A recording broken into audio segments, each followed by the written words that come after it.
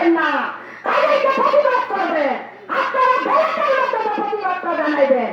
ইনশাআল্লাহ আমরা আগামী 12 তারিখ কিভাবে নির্বাচনের লোকজন যাইতে হবে, দাঁড়িয়ে দাঁড়িয়ে তাদেরকে নেতৃত্ব দেওয়া হবে, একটা মানুষের যেন বাড়িতে না থাকে, সবাইকে ভোট কেন্দ্রে নিয়ে যাবেন, সেটা আহ্বান জানাচ্ছি।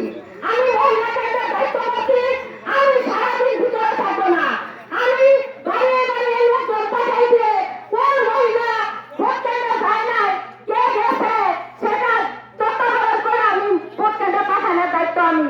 ইনশাআল্লাহ আপনারা আমার জন্য দোয়া করবেন। আমি যেন 12 তারিখ পর্যন্ত সুস্থ থাকি। বিগত দিনে যেভাবে আন্দোলন সংগ্রাম করেছিলাম, রাজপথ কাটাইছিলাম, আগামী 12 তারিখে এই গাজীপুর থেকে যেন আমরা বিপুলভাবে মজবুত ভাইকে জয়যুক্ত করতে পারি, সেই প্রত্যাশা রাখি আপনাদের কাছে দোয়া চাচ্ছি।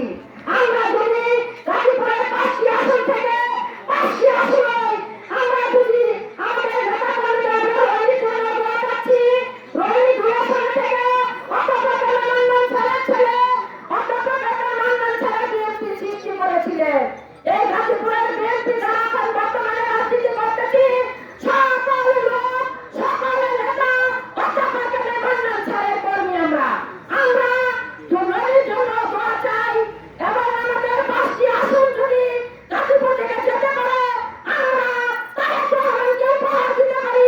আগামী দিনের রাষ্ট্র পরিচালনার সকল দায়-দায়িত্ব আমাদের তারেক রহমানকে হাতে শক্তিশালী করার জন্য আমাদের এই 12 তারিখ পর্যন্ত, 11 তারিখ পর্যন্ত, 12 তারিখ পর্যন্ত আমাদের একদিন থাকতে হবে। আগামী দিনে যেন তারেক রহমান রাষ্ট্র পরিচালনা করতে পারে, সেজন্য আমাদেরকে কাজ করতে বলতে ভাইয়ের আমার।